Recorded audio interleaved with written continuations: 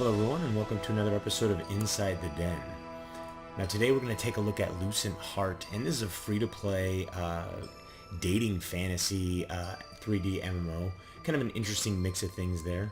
But let's go ahead and get started. We're going to go through, you can see I had one character that I kind of ran through the game, get an idea, got him to level 10. But let's go ahead and create a new character so you guys can see how the character creation process works.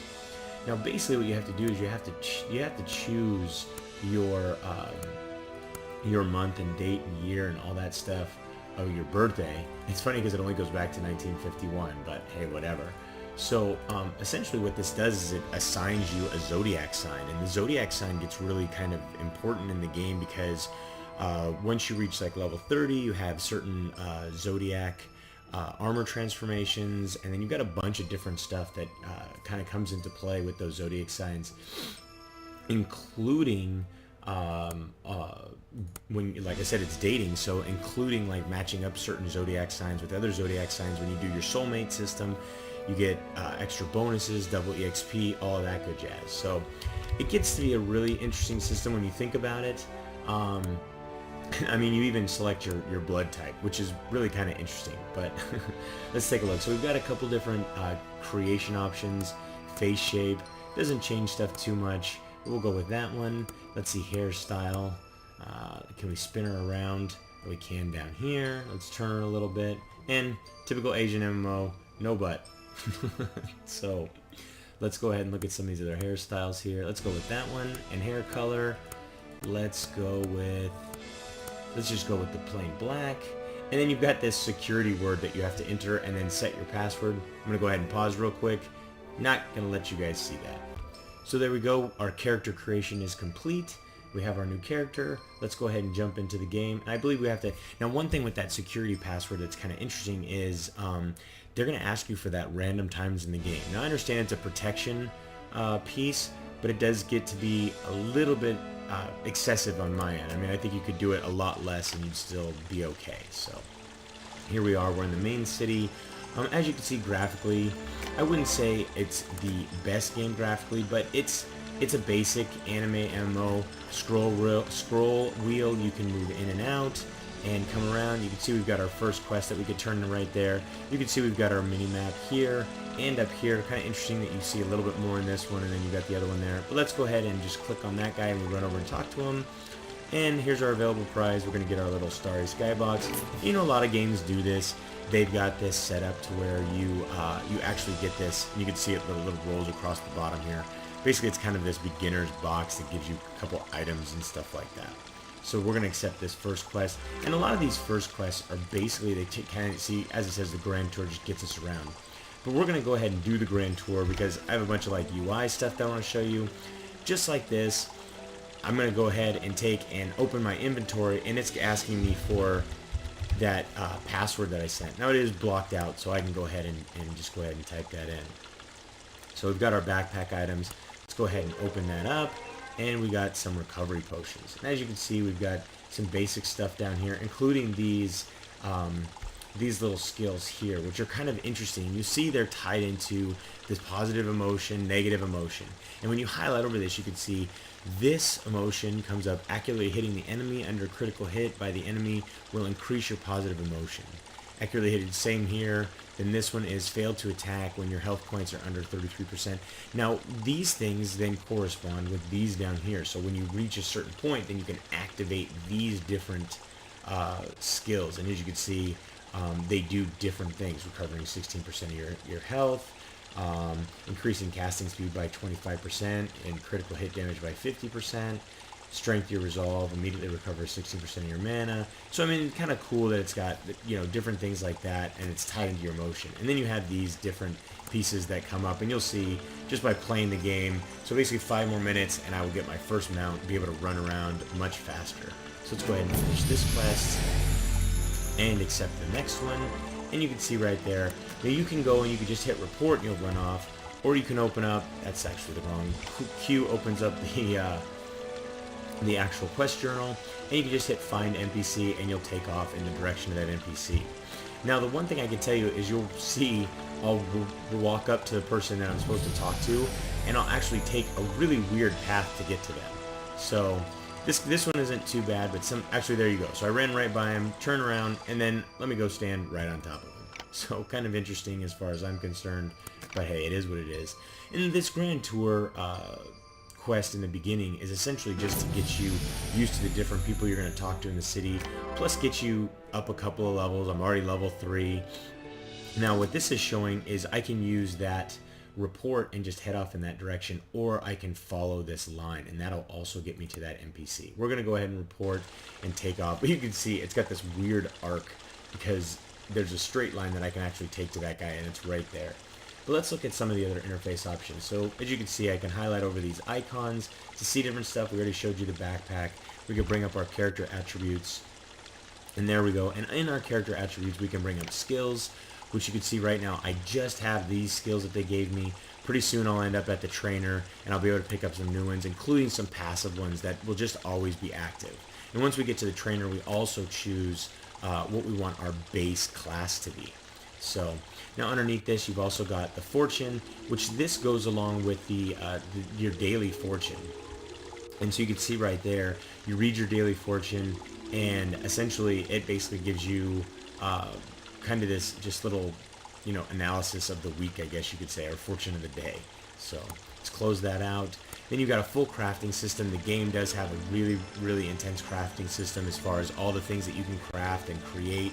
And I'll tell you right now, when you get out and you start fighting monsters, there's just tons and tons of crafting materials that you find on monsters and things like that. So here's our profile. Now, not only do you have the left side is all of your actual gear as far as armor and weapons, and then this right side is, ammunition, necklaces, kind of your trinkets and stuff like that.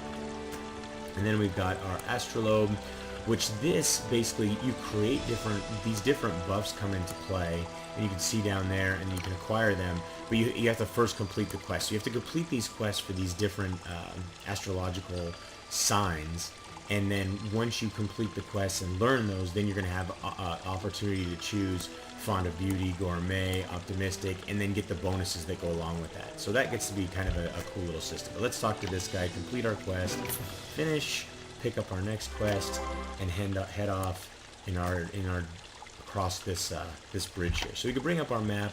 Pretty simple map. Also nice that if you have a certain building or anything you want to go to, you can highlight that building, hit let's go, and you'll take off. Or a certain NPC that you're looking to find, you just hit the same thing, hit let's go, and take off. But as you can see, I ran by the NPC and I'm turning back around. So the game does have some pathing issues. Nothing too major though. So let's finish that out.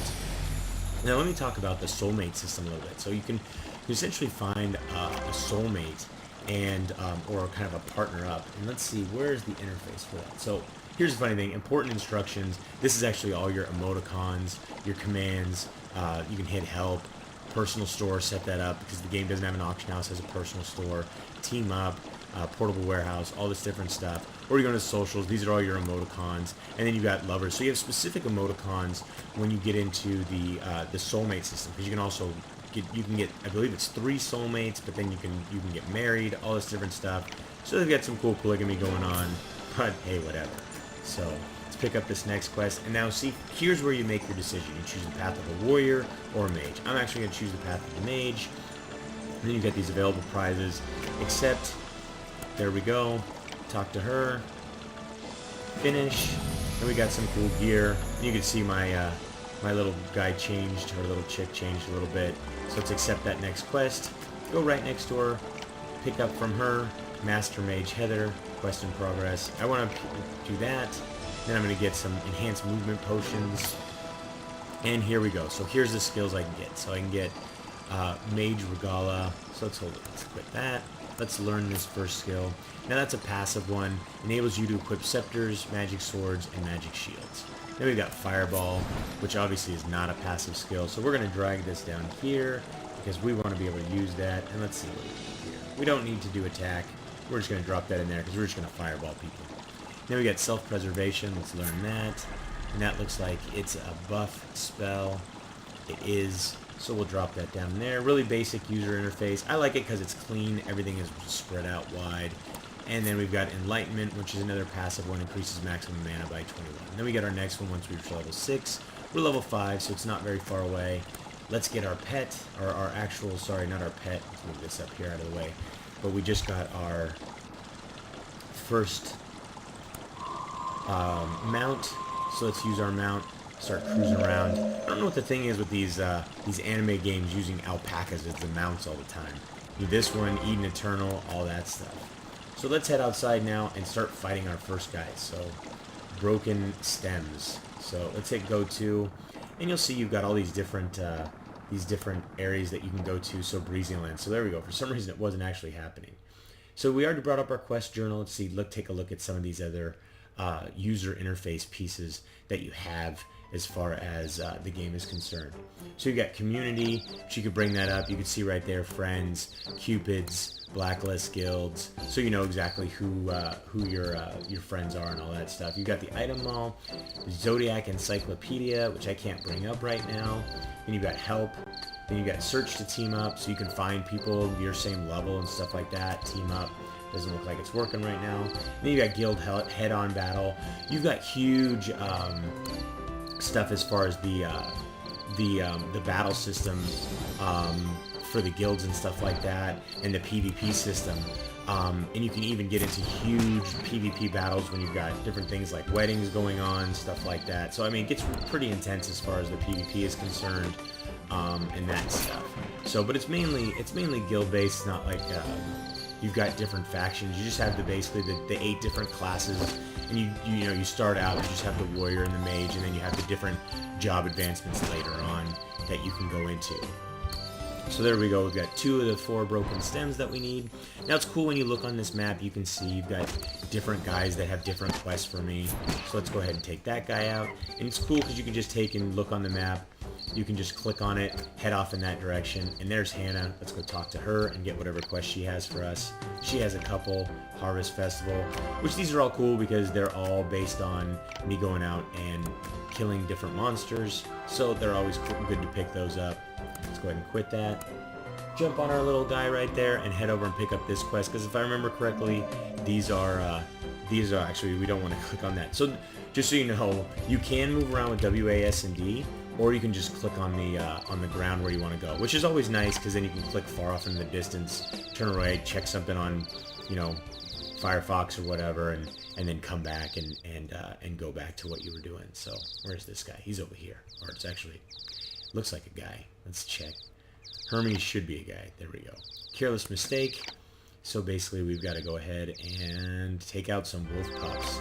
So let's go check out some of these other monsters. Looks like we've got a couple of quests for wolf pups. So let's cruise over here. You've got these grassland locusts. So where are these pups? Let's cruise over here. Did we miss anything? And then you got your system settings. That's pretty much it as far as the UI is concerned. Pretty basic stuff. All the stuff that you would expect to have in an MMO. So there we go. Now one thing that's really interesting is you've got this pickup items that are on the ground. Now I haven't had to pick up anything so far. The game seems to automatically pick everything up for me. So, but I'm not going to complain about that because at least at first, right now, I don't mind picking up everything. But later on, it can be a little bit annoying to have all that stuff going in your backpack and then constantly having to be cleaning out your backpack and stuff like that. So it is what it is. But I'm sure if I delve deeper in, I could probably find some settings or whatever that would change that. So as you can see, I'm starting to get some points up in my actual emotions. So soon I'm going to be able to use these buffs that are right here once I get the emotions up enough, and if I can get them up enough based upon these attacks and stuff like that. So one more hit on this guy. It looks like we got the glittering dagger. We need one more of these pups to be able to get the total wolf pups killed. And it's nice because they do a pretty good job of very early on. All of these quests are kind of in the same area, so you don't have to, you're not running around into all these different areas. And that's one thing that I know can be pretty annoying as far as I'm concerned, is to have to run around to just, massive different areas, and you spend so much time running around that you're not really spending any time playing the game. and that can be a little bit of a disappointment. So I like the fact that they kept these all close. They do kind of lead you around pretty well to the next area. You can see on the map, you've got a couple different areas. You've got Ancient Ruins over here, and then you've got Hercules Hill over here, the Golden Apple Hill. So the game is pretty broad as far as like the different areas that it has for you to go and find monsters and find dungeons to quest through and stuff like that. So pretty cool. Graphically, I would say it's on par with some of the other anime MMOs that are out there. Maybe could be a little bit better graphically, but not too bad as far as what it has going on. As usual, we're killing these cute little like seedlings and stuff like that to start out. Very typical of these types of games.